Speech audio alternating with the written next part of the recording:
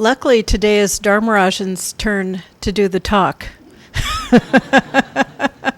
So I don't have to talk very long.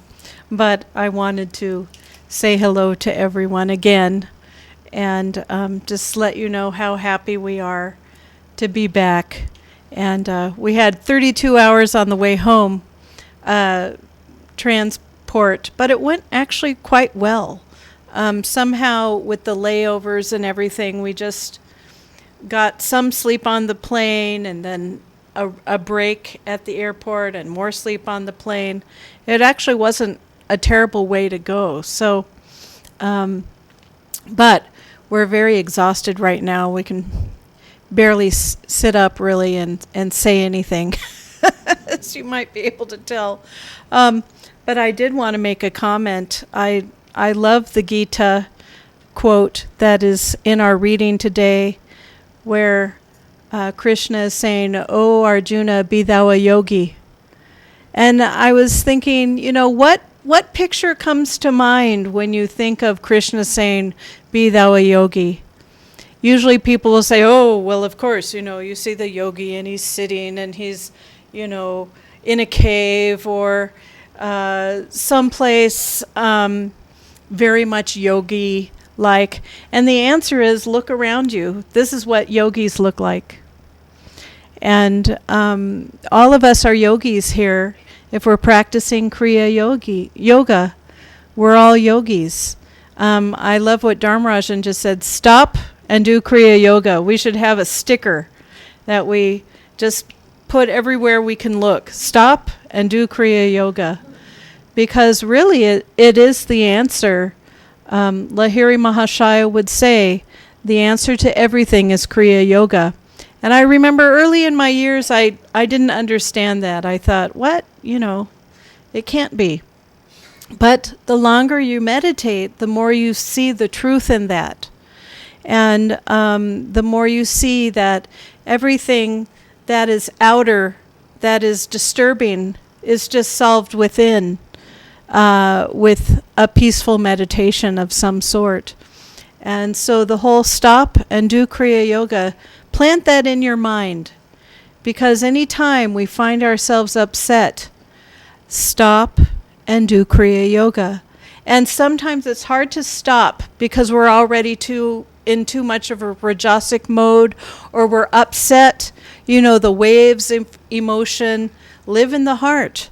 And when the heart is too much churning with emotion, it's very difficult to slow down and sit to just meditate. But you can do things like run around the block or do something physical to kind of help yourself be able to finally sit. It's very hard if we're in a rajasic mode to just sit, It's even harder if we're in a tamasic mode to sit, because of course if you're tamasic and you're sitting, you're just passing out, you're just falling asleep like we are today. But if we're in a rajasic mode, it's very difficult to sit, whether we're upset or we're just, active like that.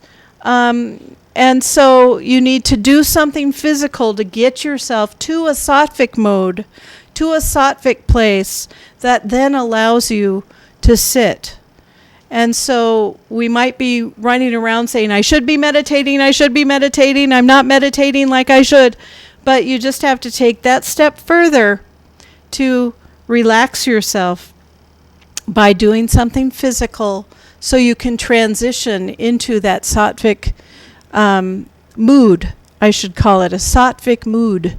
So you go from rajasic mood to sattvic mood. And so it takes effort. But, the biggest challenge all of us have is just with ourselves and getting ourselves to do what's good for us and realizing, if I could just be motivated by something that's good for me, then I would have no problems sitting and meditating as often as I would like. So we have to somehow turn ourselves around to be motivated to do good things for ourselves. Sometimes the Pak and things like that are motivating factors of some sort. If they're motivating, then offer yourself, just 5 grams of Pak, and then maybe you can sit and meditate, and just a little reward of some sort. Nothing's wrong with rewarding yourself for doing something that's the right thing to do. And you can develop a habit through reward. Nothing's wrong with that. Whatever it takes, everyone is motivated by their own way of being. Everybody is so different. Each individual in this room is just so different, so unique. And we have to find what motivates ourselves. And we don't have to make it public. Nobody else needs to know we want just 5 grams of Pak in order to do what the right thing for ourselves. But figure out what motivates yourself so that you can start going from, out of tamasic mode, obviously, but into rajasic is better than tamasic. So go for it. But how can we go from rajasic to sattvic? It's not down, it's up. And the energy level is still very high in sattvic if you want to reach a higher consciousness level. And so much is revealed in higher consciousness. So much comfort is there. So much joy is there. And of course, to someone who can't get to that state, they're just bored by it. I know meditation is good for me, but it's just boring. It's because you're not getting to a higher state. As soon as you start getting to a higher state of mind, tasting that bliss, tasting that inner joy that is so strong inside, then it's no longer boring. You see, then the motivation is there to reach that level of love, that level of joy, that level of peace. And it's not for anybody else. It's not so that you can appear like a yogi to someone else, or that you can seem like you're a peaceful person, or, it's not for anybody else. It's just for our own inner motivation, our own inner goals, not for anybody else, nobody else. Yes, we want to be a good influence on others, but that's secondary, really, to pleasing the divine, pleasing God within, with that beautiful sense of peace that we can attain. And it's a byproduct that we affect other people in a positive way. That's a byproduct. And it's a good byproduct, but it's not the goal. If our whole goal of meditating is to appear peaceful, or to, now I can call myself a yogi and tell everyone I'm a yogi or whatever, you'll get burned out very quickly and stop. Meditation will just stop, because that motivation has to be within. The kingdom of God is within. That motivation has to be inside.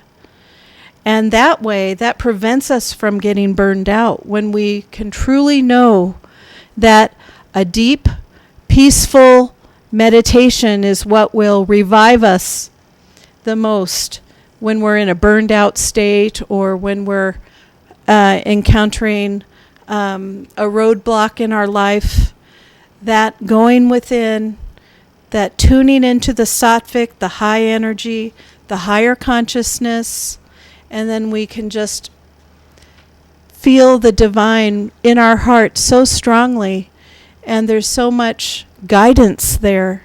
So much is told to us, and we don't have to be anywhere other than where we are. Every stage of the yogic path is luscious. Every stage is so fulfilling. And so there's no need to wish you were in some other state. If you can feel just a little bit of peace, that will lead to more peace. But if you're feeling a little bit of peace, why be then unhappy with the peace you have because you don't have more. You know, be happy with whatever comes. Feel humble by it. Feel, any feeling of the presence of God is so satisfying. Just a little is just fine. But then, the more we are happy with where we are, the more it grows. So then you think, wait a minute, I want it to grow, so I need to be where I'm not.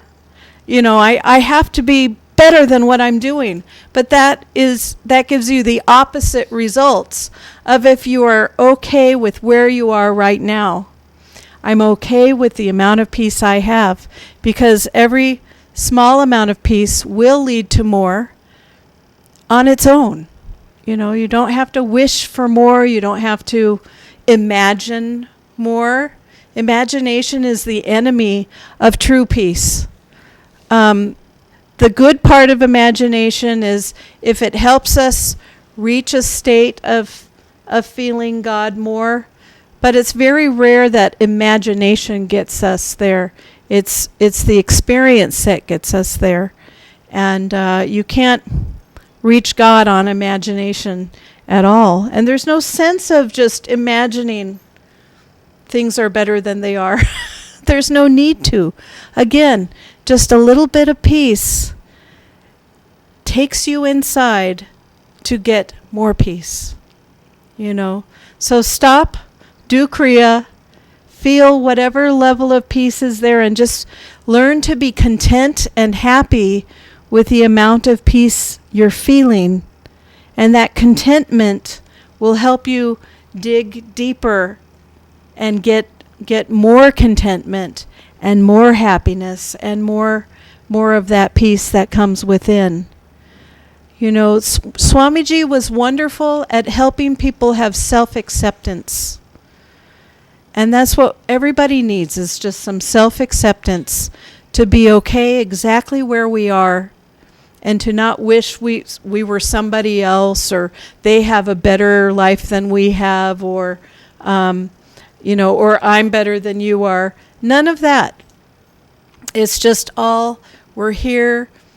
Community is this way also. When we're in a really good spiritual community, you don't feel like you have to compare yourself to anybody else. You don't feel like you have to be somebody else or be other than where you are at all. The spiritual community makes you just feel the vibration that is going through the room, and it feels like your own. Spiritual community means you are enveloped in a vibration in the room that feels like you belong to that vibration. You may not be best friends with the person next to you, but the vibration in the room is compatible. The vibration in the room helps you feel more connected to the Guru. And this is why it's so important to come to the temple, even though it's great people can watch online, but you can't feel that same vibration that you can feel here in the temple. I loved it when we got out of the pandemic and people started coming and saying, oh my gosh, it feels so different in the temple than when I'm just at home watching. And we were like, yay! Please tell all your friends, that kind of a thing. So anyway, that vibration is not just here to feel. That vibration is here to deepen us. That vibration helps us, when we're meditating, feel as though we are going deeper. And it helps everybody. And that's why we want people to come, is because it creates that community where we all feel helped by the vibration we create together. So when we went back to America, of course, we were in the community of Ananda Village. And there's about 200 people that live there now, working. About 50% work at the village. The other 50% either work nearby or they work online for their jobs. And they're all Kriya yogis. They're not perfect, just like none of us are perfect here. and everybody's just doing their best. The thing that's a little more advanced there is people have picked up their homes and actually moved to that physical location to all live together in a village together. So that's kind of the step further that people have taken to be a part of that community. But Ananda's doing a pretty good job of being located now in so many places that people can feel connected. So again, we're so happy to be back, and this is definitely our home.